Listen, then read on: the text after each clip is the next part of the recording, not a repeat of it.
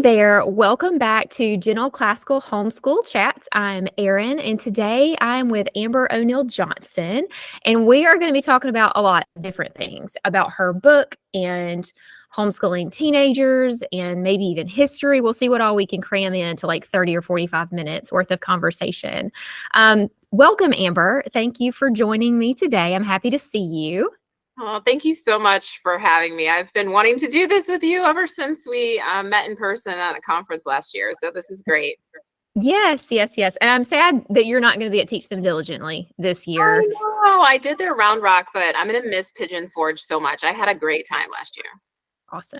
So tell everyone about yourself. Like if you're brand new, like give everybody the lowdown of who you are. Okay, so I am Amber O'Neill Johnston. I'm also known as Heritage Mom, and my husband Scott and I live outside of Atlanta with our 4 kiddos. They are 7, 9, 11, and 13, and everybody will turn even numbers this year. And I write and speak a lot about adding diverse voices to Charlotte Mason curriculum, other types of traditional curriculum, and mostly focused on literature, music, art, poetry, and also a little bit of food in terms of ways for children to learn about themselves and others. So that's what I mostly do. And I blog and hang out on Instagram, and I wrote a book, like you mentioned, and things like that. So that's me in a nutshell. Awesome. Well, let's just dive right into the book. Tell everybody, I know you've probably talked about your book until you're blue in the face over this past year, but give everybody just kind of like the overview of what it's about. It is on my nightstand I just talked to Jennifer Pepito. I was like, she's on my nightstand. I've got this TBR pile that I've begun all of them a smidgen, but I usually read 40 books at one time. So give us the lowdown of what it's about. Okay, so here it is. It's called A Place to Belong. It's blurring out. And it is basically a book that's focused on 2 things. It's about the value of home and what we can do in our own homes that really root our children, root them to who they are and who they are in terms of individuals and part of the family and the community and their world. And the idea that through family storytelling and media and books and conversations, our children can grow deep roots so that they will spread wide branches to other people. And that's what the second part of the book is about, or towards the end chapters. And I wrote it because I wanted something that focused equally on both aspects. Like some books are about, children feeling really good about who they are. And then some books are about, kind of kumbaya, let's all just get along. And I was like, well, I want both. I'm kind of selfish. Like I want my kids to feel great about who they are. And I think every single child should feel that same way and feel like they belong in home and also outside of their home. So I always tell people, I'm like, kids, you are awesome. You're the best. You're the greatest. You're so smart. You're so wonderful, blah, blah, blah. And so are a whole bunch of other people. You're not the only one like that. I hate to break it to you. So that's kind of what the book is about in much more detail than that. That's awesome. I love that. Okay, so let's talk about that's kind of what the book is about, but and you spoke to this just a little bit, but maybe dive a little bit more deeply into the whole that you saw, because that's usually when we write anything, we're looking for something and we're not quite finding it. So what was the whole that you saw that you were like, I need to be the one that feels this, or you felt like God was telling you to be the one that feels it? Yeah. So I saw so many beautiful things in our life, as homeschoolers, but just as a family. And they were books and movies and field trips and programs and all these different things that I thought these are really, really wonderful. But one thing is that my family doesn't show up in any of them. People like us don't show up in any of this. We're African-American family. So for us, it's about, it was the Black stuff that was missing. But for other families that I've spoken to, there's been some other aspect of their children or their family, or maybe they just haven't even evaluated like kind of where they come from and who they are and what makes them unique. And for us, I realized like, how can I continue on with all the beautiful things that we're experiencing, but let my children know that one of those beautiful things, that they're part of the beautiful things, part of the beauty of the world. And so I guess I just couldn't find a book that directly celebrated children within the context of home.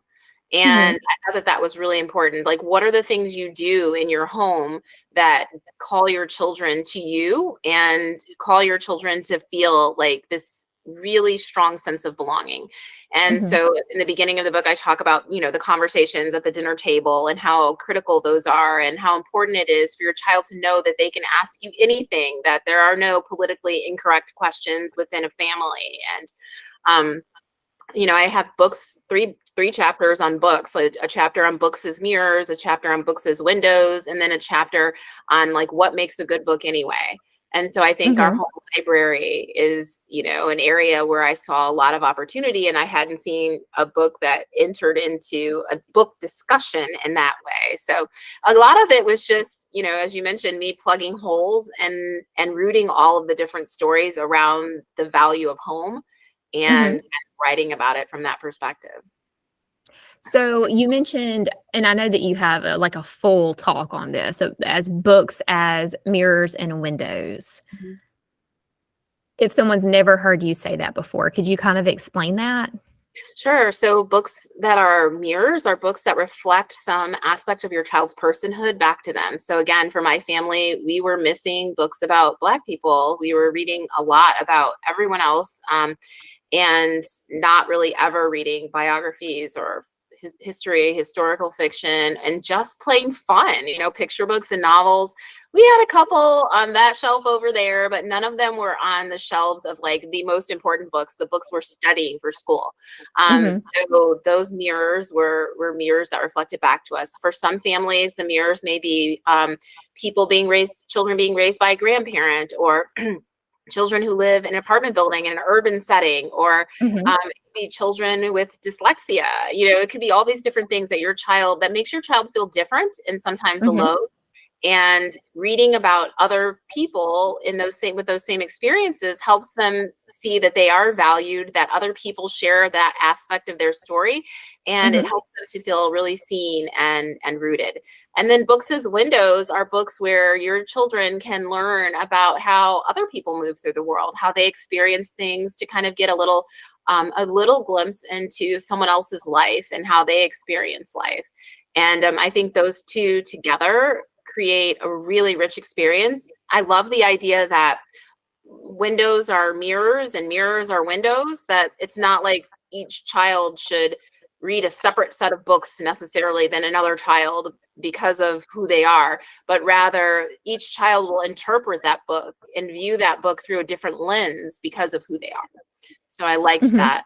Wow. Awesome. So I'd love to hear about, just like selfishly, one day I hope to write a book. I'm not quite sure. I have like basically the thesis of my book, but I feel like it's like 20 years in the making.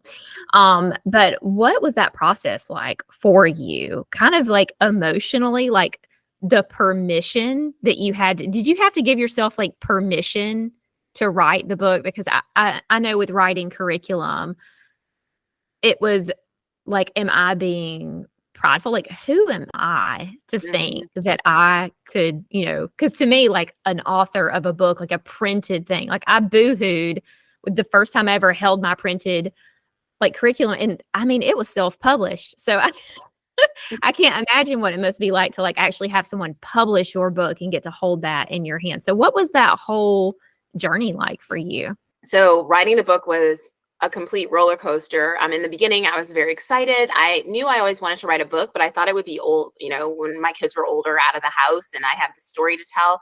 But when the opportunity came came up, I rejoiced. I'm like, yeah. And then it was time to start writing, and everything was good. I was like, oh yeah, I got to talk about this. I'm gonna talk about that. Da, da, da. And then I hit like a dead stop. Like, they call it writer's block. I don't know. Mhm. Mine was just like writing obliteration. There were no words. I had nothing to say. And I was panicking because I was like, oh my gosh, I'm like contractually bound to this. And I ran out of words, and I have like 100,000 million chapters left. And so lots of tears and things like that. And I actually had thought, you know what? Maybe I should just give them, this bag and be like, I can't do it. And my husband's like, no, no, no, no. Let's talk about this, dear. And so what we did is like, I realized like I was trying to write a book without changing anything else in my life. Like I do all the same things I always do. And on top of that, I'm going to write a whole book. And so we sat down and reevaluated things, and we ended up hiring housekeeper to come more often, and we hired a personal chef, and she made dinners in her commercial kitchen and brought them to our home, and that That's cool. basically revolutionized everything for me. And so it kind of went into, I did stuff with my kids and my husband, and I wrote, and my other kind of like housely responsibilities were taken off the table in a kind of princessy way, because we normally can't afford all that. And I wrote for 6 months, and then got back into it. It was done, and we were able to launch it. That's awesome. And so it's been out for a year. Is that about right? Yes, it'll be a Okay. year and a few weeks. Yep. Okay. So how has that whole experience been as well? Because I'm sure that's also been a roller coaster. Yeah, it's been exciting. I mean, also very exhausting, because it's kind of mentally exhausting, because I'm not used to selling myself and the things that I do. I tended to have something, I would create things and put them in my shop on my website. And I don't really talk about it that much. If you find it and you like it and you want it, like, great. But if you don't, that's cool. And a Yeah. book does not work like that, right? So I had to talk about it a lot. I still do. And, make sure you feel like you've already said it. Like I've already told everybody about my book, but there are still people who haven't heard it. So I Yeah. still have to talk about it more, and just kind of oversell. And it can feel a little icky at times. The thing is that helps with that is that I really feel that the book can help a lot of people. And so I always tell myself, I'm not just here trying to sell a book, but I'm really here telling a story that I think a lot of families could benefit from. So, Yeah. I yeah, think if you're passionate about what you wrote about, I'm sure that you get tired of hearing yourself talk about it. I mean, I get tired of talking about our preschool program. I mean, like that's our hallmark thing. And so every time I speak to anyone or speak at all, it's about preschool. And so we're out of that season now, but it's still the thing. People see me as the preschool lady, which yeah, I love to talk about it, but you do get a little tired of talking yeah, about like that one thing thing. or Yeah, whatever. So yeah. Yeah. yeah, for sure. Um, okay. So now that it's been a year, is there anything that you would change about your book? Like, did you leave some stuff out that maybe now you wish that you had put it in there? Yeah, Or it's funny. It's actually the opposite. Okay. okay. So it's a pretty hefty book, and there's a lot packed in there. And when I got ready to start thinking about writing my next book, because now I definitely have the writing bug now, I was like, every direction I went, I'm like, oh, but I already wrote about that. Oh, but I already wrote about that. Oh, I did talk about that. Oh, yeah, I did a chapter about that. And I was like, what was I thinking?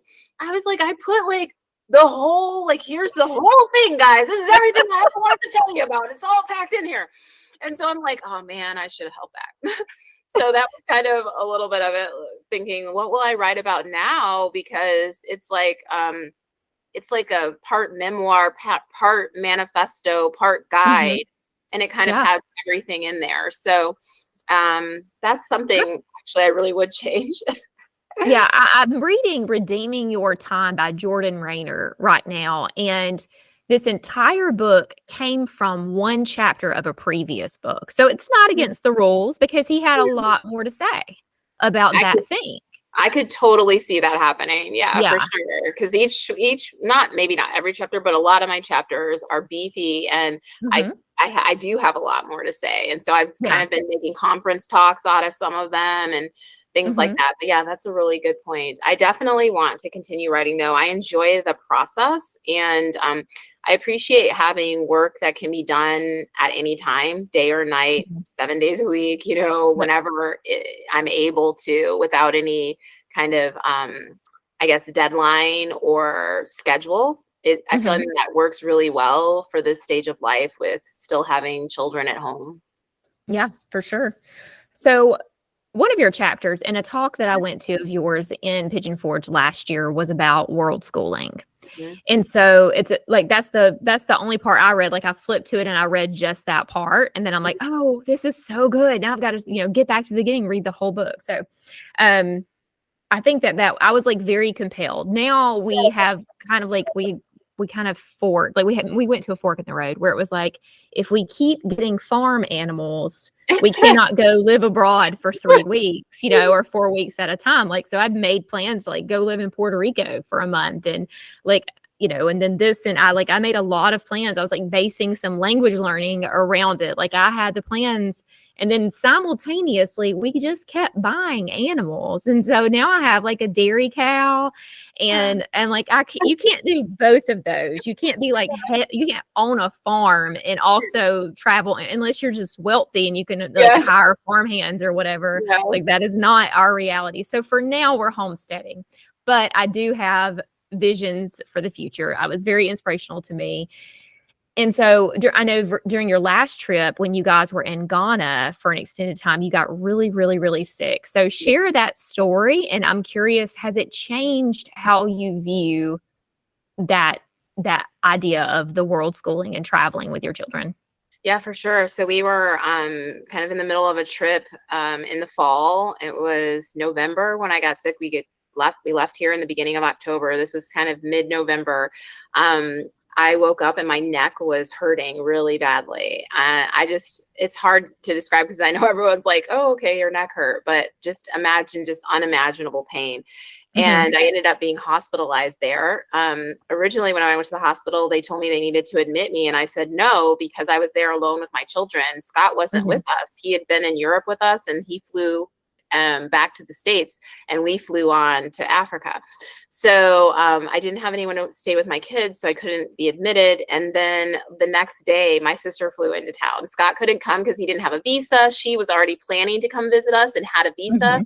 So she came, stayed with my kids, and I went into the hospital for 6 days until I ended up checking myself out. And Scott got us new plane tickets, and we flew home because I needed a higher level of medical attention than what I was able to get there. And they didn't know what was wrong. And I thought to myself, well, I'm just going to go home. They'll figure it out.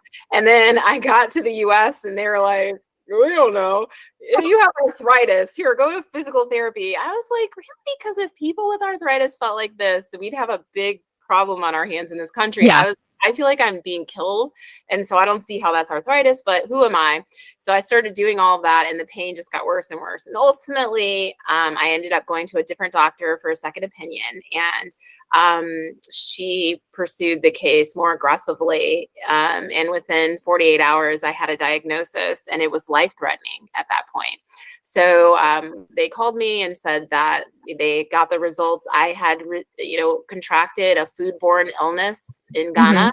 And the bacteria had traveled in my bloodstream and lodged itself in my spine, my cervical spine. And because it had been so long and I went 8 weeks being misdiagnosed, it just destroyed like my vertebrae. It destroyed the discs. And they were like, you're at risk of your spine collapsing onto your spinal cord. That would make you a quadriplegic and you would be ventilator dependent if you were able to live. So they were like, we need you to come into the ER right now. I was at my husband. So we went to the ER and I was taken by ambulance to a spine specialty center, and they had an 8-hour surgery for me. And I'm like the bionic woman now. My neck is filled with plates and rods and pins and screws and cadaver bones and all that, but they saved my life. And so I'm really thankful. I have some lifelong complications a little bit. I'm on a lifelong regimen of antibiotics to suppress the bacteria that might still be lingering, but I'm alive and, feeling really good. No more pain in my neck. So that's kind of, it's a crazy thing. And in terms of, how it makes me feel about future travel, it's so complicated. On one hand, I want to just like run, and I made a joke like our next world schooling trip is going to be in Toronto. That's like as far as I'm going from now on. But the surgeons, they said I got hit by lightning essentially. Like it's like if someone got hit by lightning, you wouldn't tell them to never take a walk again. Right. And so the chances of something like that happening to the same person twice are like, but of course it could Mhm. be something else. And, but then on the other hand, when that fear starts to creep in, I recall the days of Scott and I dating and all the plans that we made for our lives, and this international travel, the global travel was like a huge family value. Like we kind of we were homeschooling, we do these things, and Mhm. it almost feels like it would be like redefining my entire family to change direction there now. So we are forging ahead. We're hoping to go to Asia for our next trip. And, that's what we're going to do. I might bring my own processed junk food with me, though, to live off of. Yeah, I was kind of wondering, do you think there's like, even if you continue to travel like you plan to, is there anything that you would maybe tweak or be more careful about to try to shore up those risks a little bit more than maybe you have in the past? Yeah, I would eat at home more. I mean, Yeah. we eat at home a lot, but we were eating local food because I think food is part of how you learn about people. You learn the story of Mhm. people. We never ate outside the house without a guide, and our Yeah. guide's wife was American, and so he, felt like he was only taking us to places that Americans had successfully eaten in. But so we don't know. My boys also got it, but they were fine within 24 hours. Yeah. So yeah, we don't know what we ate or where it was. And, it could have even been something I prepared at home, but it entered into our house with bacteria. So, Mhm. yeah, I think I would just continue to try to be more as much in control of my food when I'm in a developing country as possible. Yeah. But also knowing that it was like lightning, I'm not gonna overly, dwell upon it. Still the So joy from the process just out yeah, of fear. Yeah, yeah, because the Lord, I mean, ultimately, like, when I hear that story, it sounds like you should be dead based yeah, on the fact that, it went on for so long and you got to the right doctor at the right time and that she got the diagnosis right away. But I was also thinking, I was like, you were in a developing country, and when you came back with an issue, my first thought would have been maybe a foodborne illness of some kind. Like, I'm sure there's certain like vaccines and stuff that you get to go to yeah, certain countries, yeah.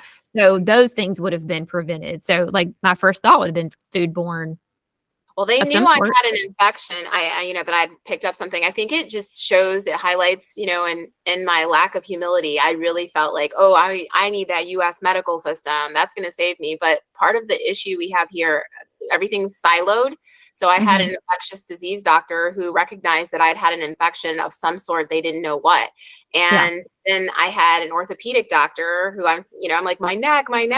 And they're like, oh, it's arthritis. But I didn't have any person that was putting those two stories together, that the Yes. Yeah. infection that we're seeing in her lab work is connected to the pain in her neck. No one put that together, until, this woman, where I'm like, oh my gosh, please help me. And I told her, I was like, I've had 4 babies, and none of that came close to what I'm experiencing on a daily basis with my neck. And she was Mhm. like, this is not arthritis. Yeah. So, Yeah. yeah, it just showed me, one, to remain humble, that, sometimes we feel like home is where it's at, but that at the end of the day, the Lord is in control. And the doctors only know so much. And Mhm. whether you're in a developing country or you're in the US, medical care is not perfect anywhere. Right. Absolutely. Okay. So let's talk about teenagers for just a second. So, how old is your oldest? She will be 14 this year. So she's 13. She'll be 14 years old. And it is, whoo, it's been some good times so far. I'm like, okay, I see what this is like. I actually really, really love it. Mhm. And it's funny to me how some of the things I used to hear other moms say, but I couldn't really understand exactly how or why. One of those was that teenagers like to talk to you late at night. And I was like, oh, that's just a very specific thing. I mean, that's probably her teenagers, but I don't normally stay up all night talking to my kid. Oh my gosh, she like talked to me all night long. And I'm like, okay, I just feel like, oh, and she like opens up about everything, and she has a little sofa in her room. So like go in there to, I don't want, she doesn't want me to say tuck her in, but go in there to talk to her and say goodnight and everything. And then like 2 hours later, I'm like, uh-huh. Oh, yeah, that's me, So I was like, man, they were dead on with that. Yeah, and you're still But getting up at, like, 6 o'clock or something in the morning with your youngest ones, and then you have the teenager trying to keep you up till midnight talking, and you don't want to not talk, you want them to, like, pour everything out and tell you everything. Their brain just goes into a different level of operation at, like, 10 o'clock at night, and then it is on until and they have a lot of trouble sleeping because of it too. It's hard, it takes a transition. Do you let her sleep in? I do. And, I'll say like at a point though, I will go wake her up, if she's not up yet. But even my husband and I disagree with that. Like on the weekends, I let her sleep as late as she'd like. And he's like, Yeah. oh my gosh, this is so, lazy. I can't believe this. Why is she still in the bed? And, I'm always telling him it's biological. You know what I Yeah. mean? She's not lazy. She's been, she was up doing all kinds of amazing things last night while you were sleeping. Yep. But she does, she sleeps a lot of hours. She sleeps late naturally. And I'm really thankful to be able to give her that space to Mhm. do that, because I know that it is biological. Yeah, we didn't have that space. We were still there for did you go to public school as well? Yeah. Yes. So I was there for like I had to get up at 6:30 every day, and that was just to roll out in my jammies and drive Yeah. to school on time. Like I was in my whole junior and senior year, I wore my pajamas to school because I was never going to get up on time to actually get ready because I could not I remember lying in my bed until 1 or 2 or 3 o'clock in the morning just thinking about everything, the Yeah. future, the past, all the drama, guys, like, just all the things going on, and did that just keeping me awake, like, not being able to shut my brain off. And then, the idea that I had to get up, like, 3 hours later and go learn something, and then on the weekend, I would sleep till noon and 1 o'clock, and my mom would be like, "Why are you sleeping all day?" And it's like, "'Cause I don't sleep during the week." Yeah. Yeah, they need the rest. It's absolutely biological, and I'm glad that science has caught up with that and that is a known fact now. Absolutely. Um, so what are you adapting? Like, how might you say that you're adapting, from how you used to homeschool her to maybe how you homeschool her now as a teenager? Well, one thing is I noticed that I have always kind of kept my kids in a row. Like, I mean, kept my kids in a group. Like I have all Mhm. these little ducklings and we all move together. Like we all do this and we all go on this little adventure together and we all go on this field trip and you all take piano and whatever. And that was efficient and it was easy. But now she has her own interests and a lot of them don't involve the things that still interest my younger ones. And so Mhm. part of it has been um, recognizing that we aren't all going to move as a single unit anymore and really respecting the idea that she needs to do some things on her own and I need to do Mhm. some things with her without the other kids. Yeah. So that's one thing that has definitely, for me, it's been the biggest change because obviously that makes my schedule more hectic. It's not as easy for me anymore, but it is respectful of her. Mhm. So that's definitely part of it. And I think also I am not able to, like, I used to read everything that she read before she read it. I would Yeah. pre-read everything. And now I'm just like, oh, you want to talk to me about that? Okay, let's hold that off till tomorrow. And I'm like Yeah. listening on Audible all night long, like trying to catch up in some of these books so I can have a good discussion with her about it. And it's not because I don't want to, but it's just her reading is there's a lot of pages and it's in depth. I can't just Yeah. like thumb through quickly like I used to be able to. So that's been an interesting challenge for me as well. And then I would just say the last thing is that she called to my attention. It's not so much homeschooling, but just parenting in general. And that is, all the kids used to go to bed at the same time and all the kids would watch the same movie on Friday night. And she's like, Mom, why do I have to go to bed at the same time as at the time he was 6, as my 6-year-old brother? And I was like, well, I don't know. That's how it's always been. And I'm like, that makes, she's like, she's a teenager and he's 6. So I was like, okay, let's change that. And same thing with movies. You know, she was like, so I know he really wants to watch the new whatever, Super Mario or something. She was like, but Yeah. I think I would like to watch something else. And I'm like, you know, that makes a lot of sense. So I think there's just the differentiation is what's Yeah. different. Yeah. Yeah, especially when you have a larger age span. Like, what's your age difference between your oldest and your youngest? Is it 7 years? 8. 8, yeah. So ours is like a full 12 Oh, from wait, oldest to no. What am I youngest. talking about? 6. Wait, right? 7, 9, 11, 13. Sorry, 6. I put extra kids in there. 6 years. Yeah, but 6 important years though. That's a huge Yeah, difference it's a between, you know, it's a her and huge him. difference. Yeah, absolutely. Okay, so let's talk about history. Like, I wanna maybe keep you for 5 more minutes. Like, we could talk Okay. about history in 5 minutes. Um, okay, so American history in general has become, like, a hotbed in the last couple of years, and there are really good reasons for that. Like, I am loving some of the things that I'm seeing coming from, like, different controversies and stuff because Mhm. it's bringing up things that weren't being talked about before and highlighting things that, like, just were never talked about or highlighted before. And so what is still missing for you? Like, when you look at American history, especially as a Black family, you're wanting to have the windows and mirrors experience with your children. Mhm. What is still not there for you? Um, the acceptance for us as adults to accept the fact that our children need to learn to hold like tragedy and triumph in their hands at the same time.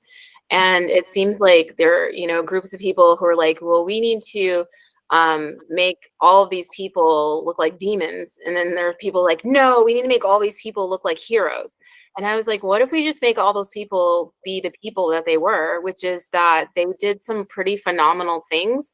And at the same time, they were sinners and Yeah. they did some pretty terrible things. Both are true, and our kids get that. And I always, you know, explain to people that, you know, one of my daughters, she hit her brother one day really, really hard. And as soon as she did it, she's like, oh my gosh. It was like she saw someone else do it. And I was like, what Yeah. are you doing? And she was like, Mama, she's like, my hand did it, but my heart didn't want to. And so anyway, it was just like a conversation we had about how you could love someone so much and hurt them Yeah. at the same time. And then you can love people and you can hate people, you know, Yeah. and do cruel, cruel things and be like the most tender husband, or, you know, all Yeah. these different things that don't add up that we don't like to think about. And so I feel like that's what's missing for me is the idea that these were just people and they're a lot like you and I today with our conflicting, where our actions don't line up with our words always, Mhm. and that Yeah. we need to let our children just see them for who they were, the good and the Yeah. bad. The good and the bad. And I started I, like, basically had kind of chickened out and I put it on pause, and so, like, I have the first issue written, but I'm like, "I'm just gonna wait, like, 3 more years and then come back to this," of a history program called Homeschool History in Grace and Truth, that the focus of it is just the humanity of people from all time. Like, Columbus is one of these guys that, like, he, you know, is seen by some people as this, like, missionary to the Americas that had all of these amazing intentions and was a godly man. And then other people are like, he was literally a psychopath, you know? And there's these extremes. And the fact of the matter is, the truth probably lies somewhere in the middle, you know? Mhm. Like, he was involved in, or at least allowed to happen, really atrocious things. But then you read his journals, and maybe some of his intentions were actually really beautiful. It was maybe how they played out were not. And, like, just understanding that, like, he was just a person like us, just like you said. And we can all have the best of intentions and it not go according to plan because we're just all fallen people reacting to whatever our environment is. And so, but there's so many people in history like that that are either being elevated and viewed as just, you know, incorruptible, like they were just perfect, or the devil, you know, incarnate, and no viewpoint on the middle. And then there's so many people that were important to history that have been left out too. And so I love your curriculum that you've written, that I think it could be a curriculum on its own, or it could be joined in with other curriculum as well. Do you want to share a little bit about it? I know you don't ever, I never see you promote it. And people are like, wait, you have a curriculum? And you're like, oh yeah, I It's do. so funny. So they're called heritage packs, and I think I have like maybe 8 of them or so. Mhm. And what I did was, when I first started talking about all this, of how I bring in Black voices and other people into our homeschool, people were like, oh my gosh, well, what book did you read? Well, and I was like, oh, we listened to this music. They're like, well, can you send me the link to the song? And I'm like, Mhm. look, I'm not gonna be sending you guys all this stuff in it all day long. So I'm just gonna look in my planner and I'm just gonna write it all out and I'll just Mhm. post it. And so once I wrote it all out for my planner in like a Word document, one of my friends is like, I can totally design that for you, make it look nice. I was like, okay. And she did. And that's how the heritage packs came to be. So they're basically a repackaging of the lessons I do with my children, have done with my children, and do with my children in my own Mhm. home. And for us, they were add-ons to other things that we were doing. And with that all together, I felt like we were telling a more complete story.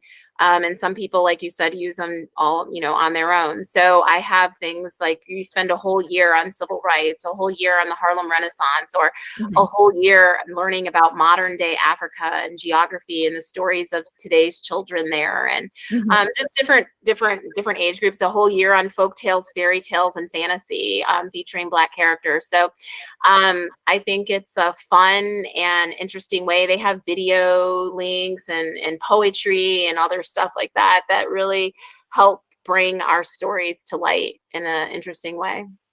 I love it. I love it. I use that with my older daughter. One of them is one of them related to kind of like early American history, Hmm. like the Uh, founding and all that kind of stuff. yeah. I correlated that to like Tapestry of Grace that I was It might have using. been Heart and Soul, or It was Heart and Soul. That's the one that it is. Yeah. mhm. Yeah. So there she could have a little bit more of a balanced view. And I loved it. I loved all the book recommendations. Okay, so 3 fun questions I like to close out every interview with. This one everyone finds extraordinarily painful to answer. If Okay. you could only read one book for the rest of your life and it not be the Bible, what would it be? Okay, if I could read one book, okay, that's easy for me. Roll of Thunder, Hear My Cry by Mildred D. Taylor. And I know a lot of people see it as like a sad and depressing book, but it's the first book that I ever read where I understood what I had kind of been feeling and experiencing as a young girl. And it changed my literary life to hear a story told in Black voices. I love that. That's awesome. Okay. If you could go back, this is also painful. If you could go back and tell your brand new mom self anything, what would it be? So 2 babies, you got your first 2 little ones and you're drowning in diapers and vomit and stuff. Like what would you tell her? Mm, that she's one, I would tell her she's doing an awesome job. And that the things that she thinks that her kids are missing out on really don't matter. Like, they're the time she spends with them and just being in her arms and in her home and with her voice all, Mhm. pouring into them, it's enough. And she's gonna find that out. So just go ahead and enjoy the ride. Beautiful. Okay. Favorite beverage? This one's a little bit more fun.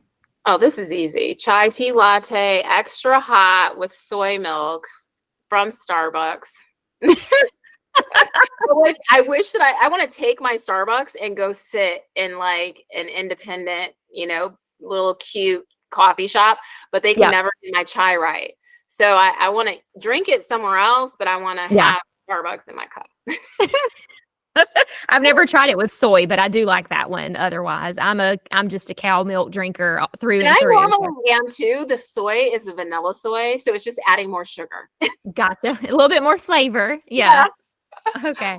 Well, that's awesome. Thank you so much for spending this time with us. And I hope that this helps like elevate your book that much more. And I hope it continues to go well and that you are hit with some sudden inspiration for the next book because I know that everyone is wanting to hear more of what you have to say. So thanks for joining us today, Amber. And hopefully we'll get to chat again soon. Awesome. Thank you for having me.